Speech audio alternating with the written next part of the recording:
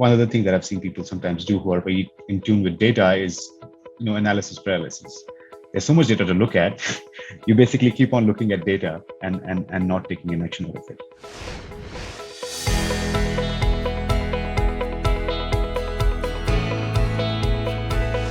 I think when you talk about, data as a field, I think you're basically talking about everything, right? So you're talking for all industries right now where data is consumed to generate better decisions. And so, when you look at it that perspective, I have been, in touch with data through my whole life, be it the engineering course that I did and even the first consulting job that I picked up. But I think the school that I have really studied in terms of data has been, the Capital One, which is a school for data-driven strategies for a lot of people in my network, where I was for 10 years. And a key thing that really shown up in that journey is how being disciplined about data, how we use it, and how to make sure that we generate insights which are unbiased, and how to make sure that we influence people using those grounded insights can generate immense value for a business. And I think Capital One is a big part. I continued my journey with Wells Fargo in a very similar frame. I have been with Axio, where my use of data and trying to nudge everybody around with a peer group who's very deeply invested in data has been a story through Axio and now in Apollo Agriculture as well, where we now help farmers and we are using data to influence not only how our farmers can get better lives, but in every aspect of our business, including HR, including credit, including agronomic advice, with the same, with the key goal of improving the business and the value we deliver every day.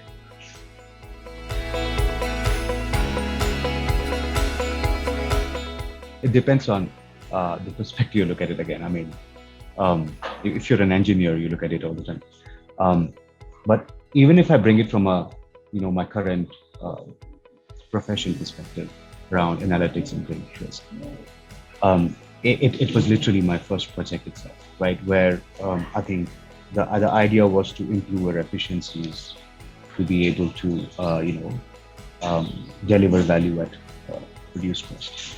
Now, just to tune in that into how do we use that into communication, right? There are, without a very structured approach, right?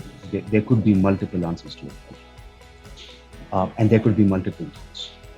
So in the first project itself, when you're trying to align your stakeholders and counterparties to specific goals, that would basically mean that you have to communicate in a very efficient and effective way. So I guess that is the one. That's way back in my career, and I'm not sure that's what you're looking for. In terms of an external communication in coming across data, what I think is probably relevant is the way the industry overall and all companies overall have started deeply looking at marketing campaigns and the value they bring to sales in a very data-driven way. Right. So as you're communicating within and trying to figure out if you think a campaign is valuable or not, being able to measure that while it's a very creative process, and being able to measure a creative process in a very rational way, at least lets you make sure that your every step you take is an improvement on the previous marketing journey.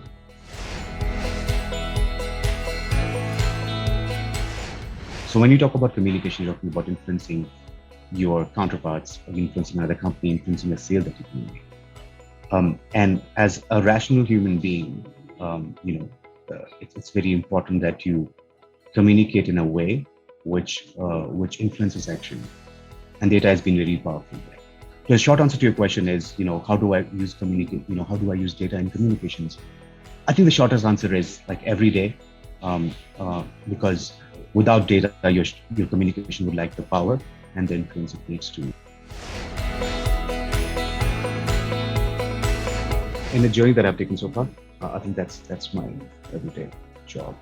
To give you an example, right? I mean, if I look at my, you know, current company and delivering on the impact of improving their lives. One of the key data that we use with our farmers is to show them that the value that is going on. Right? Now, in our campaigns and our communications, um, the way of articulating to a farmer that this is what your PNL will look like without using a scientific method versus giving clear-cut proven data on what the PNL will look like using inputs, albeit on the low, is a strong messaging system, not only for our farmers, but also for us internally, as our key goal is to always stay true to our mission of delivering community value. And this has been working really well. It's powerful enough to align the whole company towards a single goal of improving lives. And that's one example of the net.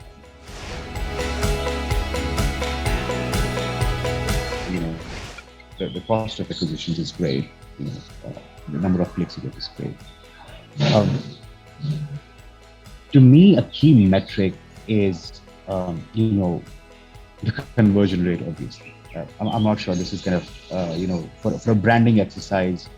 One can always say that the way you communicate to your customers today can sometimes have impacts like a few years later.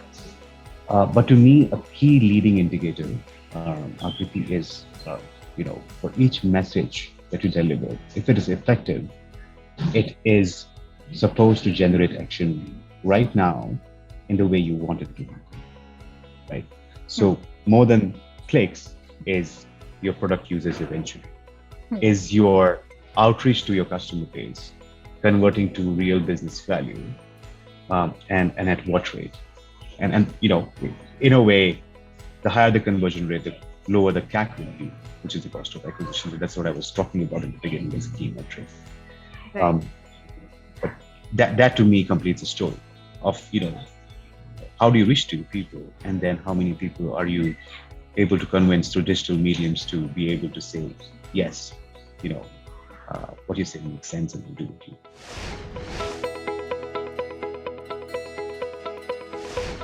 To me, at a very high level, there are two things that your communication outreach can do if it's effective. One is figuring out number of people who are generating, who are taking actions right now. But the next level, which is basically called your brand recognition, is a more long-term journey. It's harder to measure in the short term, and the way you could reach there, I think the key thing why it is hard to measure that very quickly based on each campaign is that you can't build brand recognition in a day or a month. It is a consistent journey of years that you have to get to be able to do that. So it's very important that the company has a strategy of evaluating that through surveys in terms of brand recall in general, because it can be attributed to future action. Like if somebody you're talking to and your audience does not trust you right now, but as they start working with you and they start becoming spokespeople, which you can measure through an NPS, and as they start talking about you, in the long journey, over years, you should see more and more people recognize you as a brand, which you can measure through surveys. So to me, those two pieces are both important and both have to be measured differently. Conversion rate is easier to measure, so it should always be one key metric. But to your point, building a brand over years requires constant, visibility on how it's shaping up. And there are some companies who do it better than the others. But what stands at the bottom of it is make sure you have an amazing product which people talk about, an amazing experience which people continue to talk about, and make sure you have consistency in messaging so that people develop trust, and whatever image is most impactful to you as a brand. That should come up more consistently as you go as a company.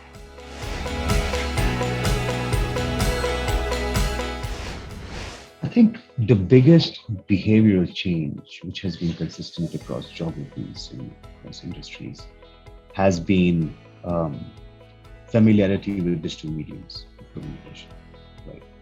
I mean, at one time, um, TV and radio used to be really popular.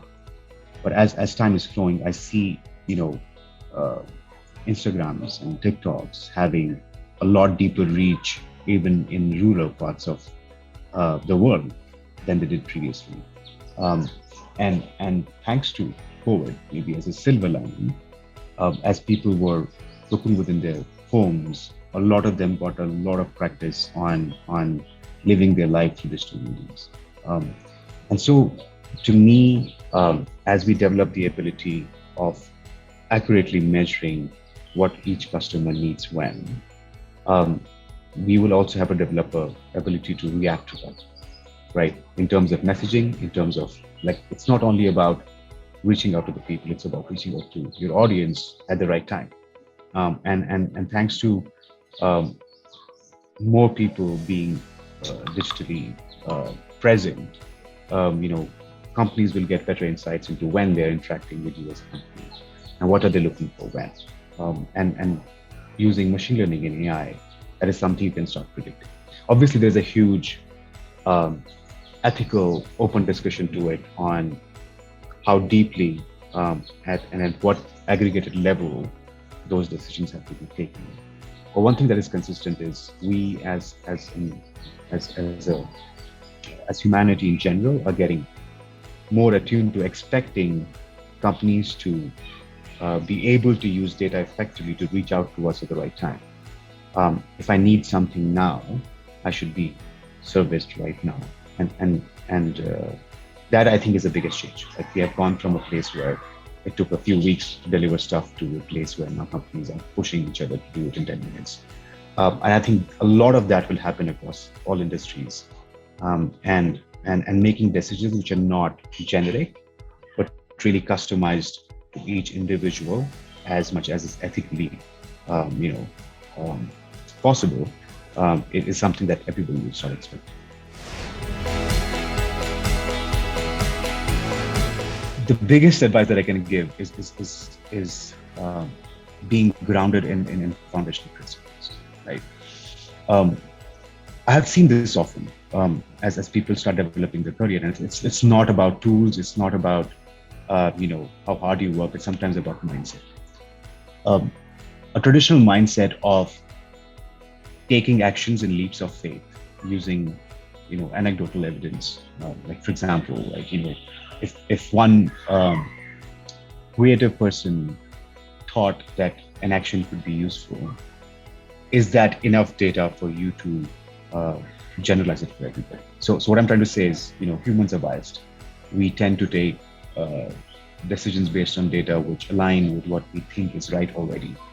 So to me, the biggest learning would be to be very disciplined with how you look at the world. I mean, not from an academic perspective. Sometimes you have to take leaps of faith, and you would be recommending leaps of faith in terms of creativity, but at least having the ability to measure if the leap of faith you took was that accurate to what you expect to come out of it is going to be really important.